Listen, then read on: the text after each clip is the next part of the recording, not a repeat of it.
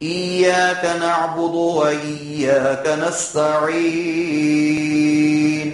اهدنا الصراط المستقيم. الحمد لله الذي خلق كل شيء بقدر، والصلاة والسلام على خير البشر محمد المصطفى وعلى آله الأطهر. أما بعد، فقد قال الله تبارك وتعالى في القرآن المجيد والفرقان الحميد: أعوذ بالله من الشيطان الرجيم، بسم الله الرحمن الرحيم. يا أيها الذين آمنوا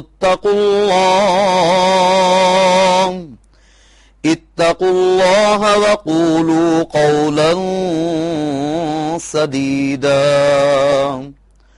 يصلح لكم أعمالكم ويغفر لكم ذنوبكم، ومن يطع الله ورسوله فقد فاز فوزا عظيما. صدق الله العظيم. سامعین محترم، سورۃ احزاب کے 9ویں رکوع کی آیت نمبر 70-71 دو آیتیں تلاوت کی گئی ہیں۔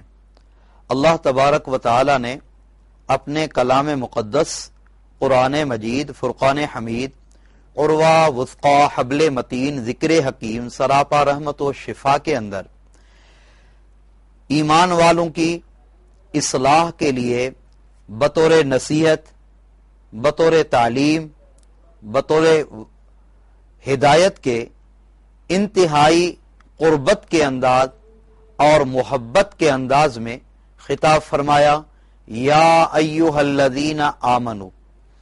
اس طرح بھی ہو سکتا تھا کہ ارشاد ربانی ہوتا یا ایھا الناس، اے لوگو، لیکن فرمایا یا ایھا الذین آمنو، اے ایمان والو، اتقوا اللہ، اللہ سے ڈرو۔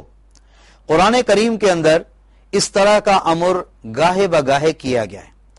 انسان کے اندر خشیت خداوندی ضرور ہو۔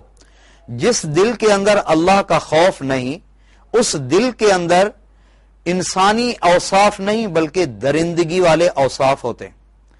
اے ایمان والو، اللہ سے ڈرو، وقولوا قولا سدیدا، اور بات کہو تو درست کہو، یصلح لکم اعمالکم، اللہ تمہارے اعمال کو درست کر لے گا، ویغفر لکم ذنوبکم، اور تمہارے گناہوں کو بخش دے گا، ومن یطع اللہ ورسولہ، اور جس کسی نے اللہ اور اس کے رسول کی اطاعت کی، فقد فاز فوزا عظیما، پس تحقیق اس نے بہت بڑی کامیابی کو پا لیا۔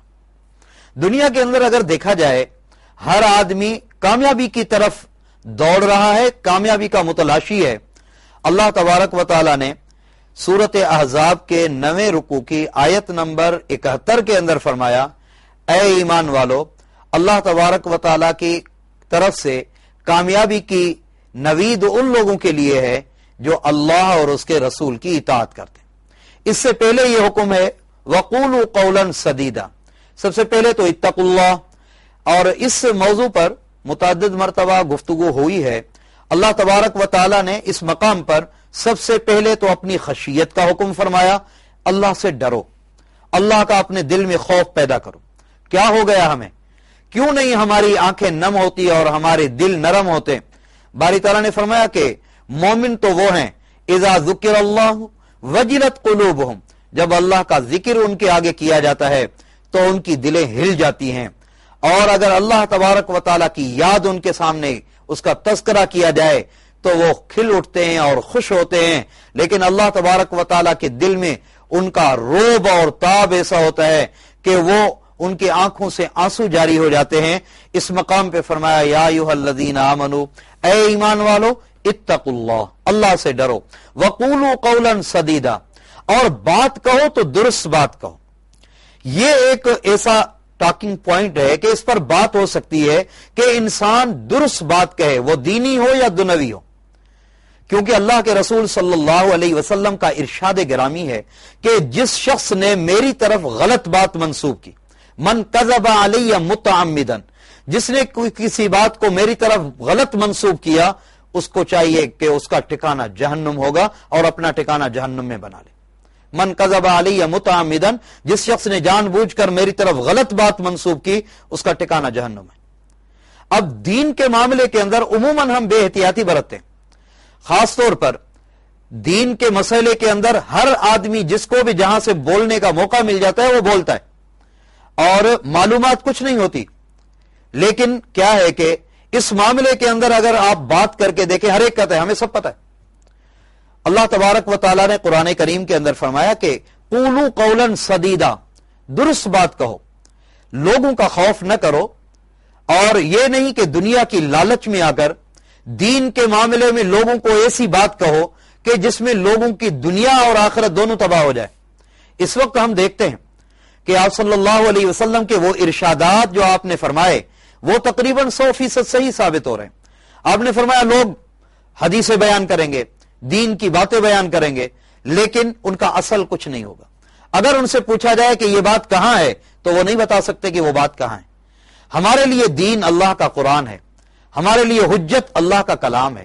اگر کوئی شخص بغیر کسی ڈگری کے اور بغیر نالج کے اور بغیر اس فن میں مہارت حاصل کرنے کے اس کام کی دعویٰ کرتا ہے تو یقیناً دنیا میں قانون اس کا مواخذہ کرتا ہے۔ ایک ڈاکٹر ہے، وہ ڈاکٹر نہیں لیکن ڈاکٹری کی دعویٰ کر رہا ہے، عطائی ڈاکٹر ہے، تو قانون کی گرفت میں وہ شخص آ سکتا ہے۔ آیا یہ دین متین اتنا یتیم اور اتنا بے بس ہے کہ جو آئے اپنے طور پہ اس کی بات کہے اور اس طرح ادھر کی ادھر کی دنیا کی باتیں کر کے اور لوگوں کو خوش کرے؟ اصل بات قرآن کریم ہے۔ آئیے اس قرآن کریم کی طرف، جو دین وہ ہے جو قرآن کریم کے اندر ہے، اور قرآن کے علاوہ اگر کوئی بات ہے اللہ کے رسول کے فرمان سے باہر ہے، وہ حجت نہیں ہے۔ تو اس آیت مبارکہ کے اندر باری تعالیٰ کا ارشاد یہ ہے کہ اے ایمان والو، اللہ سے ڈرو اور بات کرنے میں احتیاط کرو۔ عقل مند آدمی جو ہے وہ پہلے سوچتا ہے پھر بولتا ہے، اور ہمیں چاہیے کہ ہم بات کرنے سے پہلے سوچیں کہ ہم بات کیسی کر رہے ہیں، آیا درست بات کر رہے ہیں یا غلط بات کر رہے ہیں۔ اس لیے کہ جھوٹ جو ہے قرآن کریم میں باری تعالیٰ نے فرمایا لعنت اللہ علی الکاذبین، جھوٹوں پر اللہ کی لعنت ہے، اور جنہوں نے جھوٹ بولا اللہ تبارک و تعالیٰ ان کے نفاق کے مرض کو بڑھا دیتا ہے، اور اس کا سبب یہ ہے کہ وہ جھوٹ بولتے ہیں۔ اور اللہ کے رسول نے فرمایا کہ منافق کی نشانیوں میں سے جو بڑی نشانی ہے ان میں سے ایک نشانی یہ بھی ہے اذا حدث کذب، جب بولے گا تو جھوٹ بولے گا۔ دنیا کا معاملہ ہو یا دین کا معاملہ ہو، کوئی بھی معاملہ ہو، انسان کی زبان اس پر کنٹرول ہونا چاہیے۔ جس انسان کی زبان نہیں، جس انسان کی زبان میں صداقت نہیں، وہ انسان کیسا ہے؟ زمانہ قدیم میں تو یہ ہوتا تھا کہ ایک شخص بات کر دے تو کہتے تھے اس کی زبان ہو گئی بس، لیکن اب کیا ہے کہ لوگ قرآن کریم ہاتھ پہ رکھ کر مکر جاتے ہیں۔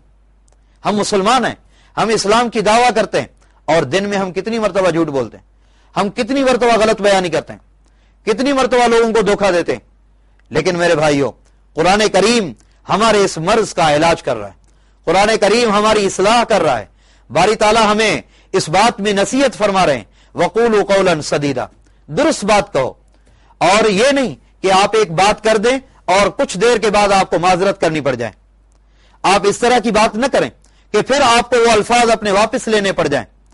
عقل مند آدمی کی زبان اس کے دل میں ہوتی ہے، بے وقوف کا دل اس کے منہ میں ہوتا ہے۔ اس وجہ سے جب بھی کوئی بات کریں، وہ دینی بات ہو یا دنوی بات ہو، وہ معاشرتی بات ہو، کوئی بھی بات ہو، اس کے اندر آدمی اپنی زبان پہ کنٹرول اور قابو رکھے، بات ایسی کہے جس میں صداقت ہو۔ کسی کو دھوکہ دینا، کسی کے سامنے غلط بیانی کرنا، کسی پر تہمت لگانا، کسی پہ الزام لگانا، کسی کی عیب جوئی کرنا، یہ بہت بڑے گناہ ہیں۔ اللہ تبارک و تعالیٰ نے ایک مقام پہ فرمایا وَيْلٌ لِكُلِّ ہُمَزَةٍ لُمَزَةٍ، بڑی خرابی ہے ان لوگوں کے لیے جو تانا دیتے ہیں اور عیب جوئی کرتے ہیں۔ نیکی کے کام ہم کرتے ہیں، نماز پڑھتے ہیں، روزہ رکھتے ہیں، حج کرتے ہیں، تلاوت کرتے ہیں، لیکن اگر ہمارے اخلاق اچھے نہ ہوں تو پھر یہ عمل کس کام کے؟ اس وقت اس معاشرے کے اندر ضرورت ہے کہ ہم اپنے اخلاق کو سنواریں۔ بعض لوگ بلا ضرورت بولتے ہیں، بہت جھگ جھگ کرتے ہیں، اور بلا ضرورت بولنا، یہ جو کچھ ہم بولتے ہیں وہ لکھا جا رہا ہے، وہ نوٹ کیا جا رہا ہے، وہ ایک ریکارڈ بن رہا ہے، وہ ریکارڈ ہو رہا ہے، اور اللہ تبارک و تعالیٰ نے فرمایا وہ وقت عنقریب آنے والا ہے، یومئذ تحدث اخبارها بان ربک اوحی لها، یہ زمین اپنی تمام خبروں کو ظاہر کرے گی اور بس اب اس کے کہ تیرے پروردگار نے اس کو حکم کیا ہوگا۔ میرے بھائیو، یہ نہیں ہے کہ ہم دین کے معاملے میں تو سیدھے رہیں اور دنیا کے معاملے میں کسی کو دھوکہ دیں۔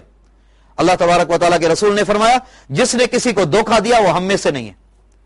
زبان جس کے لیے میرے آقا محترم عدل مفخم شرف مجسم امام الاولین والآخرین خاتم الانبیاء والمرسلین امام المجاہدین حضرت رسول کریم صلی اللہ علیہ وسلم نے ارشاد فرمایا کہ یہ زبان جرم ہو صغیر و جرم ہو کبیر، یہ زبان دیکھنے میں تو چھوٹی ہے، ایک چھوٹا سا ٹکڑا ہے، لیکن اس کے گناہ بہت بڑے۔ عموماً انسان سے گناہ جو ہوتے ہیں وہ زبان سے ہوتے ہیں، اور اللہ کے رسول صلی اللہ علیہ وسلم کا ارشاد ہے المسلم من سلم المسلمون من لسانہ و یدہ، حقیقی مسلمان تو وہ ہے جس کے ہاتھ اور زبان سے دوسرے مسلمان محفوظ رہیں۔ میرے بھائیوں، ہم اپنی زبان پہ کنٹرول کریں، کسی کی غیبت نہ کریں، کسی کو طعنہ نہ دیں، کسی پر تہمت نہ لگائیں، اور غلط کسی پر گمان کرنا یہ بھی گناہ ہے۔ باری تعالیٰ نے فرمایا ان بعض الظن اثم، بعض گمان گناہ ہیں، ولا تجسسوا، اور یہ بھی نہیں ہے کہ تم کسی کے پیچھے پڑ جاؤ، ولا یغتب بعضکم بعضا، اور ایک دوسرے کی غیبت نہ کرو۔ اور یہاں فرمایا وقولوا قولا سدیدا، بات کہو تو درست بات کہو، پہلے بات کو آپ سوچو اس کے بعد بولو۔ جاہل آدمی پہلے بولتا ہے پھر سوچتا ہے، لیکن عقل مند آدمی پہلے سوچتا ہے پھر بولتا ہے۔ دنیوی معاملہ ہو یا دینی معاملہ ہو، اس میں آدمی کو اپنی زبان پہ کنٹرول رکھنا چاہیے۔ بدقسمتی یہ ہے کئی لوگ ایسے دین کے معاملے میں اتنے نڈر ہو جاتے ہیں اور ایسی ایسی باتیں کہہ دیتے کہ اللہ کے رسول نے یہ فرمایا۔ آپ دیکھیں دنیا کے اندر اس وقت کیا ہو رہا ہے، اللہ کے رسول صلی اللہ علیہ وسلم کا ارشاد ہے کہ ایسا زمانہ عنقریب آنے والا ہے، لوگ ایسی ایسی حدیثیں بیان کریں گے اور اس کا اصل کچھ بھی نہیں ہوگا۔ اور اس وقت تو لوگوں نے دین کا حلیہ بگاڑنے کے لیے اپنی من پسند باتیں گھڑ لی، اور دیکھتے یہ ہیں کہ عوام کس میں راضی ہوتا ہے، عوام کس میں خوش ہوتا ہے۔ میرے بھائیوں، اگر ہم لوگوں کے پیچھے پڑیں گے اور لوگوں کے طبیعت کے مطابق چلیں گے تو اللہ کے رسول کا ارشاد ہے اللہ اس شخص کو لوگوں کے حوالے کر دے گا۔ ہمیں چاہیے کہ ہم پیغمبر خدا صلی اللہ علیہ وسلم کی تعلیمات کے مطابق دین کی تبلیغ کریں، دین کی تعلیم دیں، اور دین کی تبلیغ اور تعلیم اگر صداقت اور سچائی کے ساتھ ہو تو یقینی طور پہ اس میں انسان دنیا میں بھی کامیاب ہے، آخرت میں بھی کامیاب۔ دین کے اندر ایسی باتیں اپنی طرف سے ملا لینا، غلط بیانی کرنا، یا ایسی اپنی طرف سے باتیں گھڑ لینا، اس کو بدعت کہا جاتا ہے، اور بدعت انسان کو جہنم کی طرف لے جانے والی۔ کوئی بھی عبادت ہے اگر اللہ کے رسول کے طریقے سے ہٹ کر ہے سامعین کرام وہ عند اللہ مقبول نہیں ہے۔ اس کے لیے ضروری ہے کہ پاک پیغمبر کا طریقہ ہو۔ اللہ نے قرآن کریم کے اندر فرمایا لقد کان لکم فی رسول اللہ اسوۃ حسنہ، ہم نے چند راتیں بنا لی ہیں، چند دن بنا لیے اور ان کو ہم نے منا لیا۔ عبادت منائی نہیں جاتی، عبادت کی جاتی ہے۔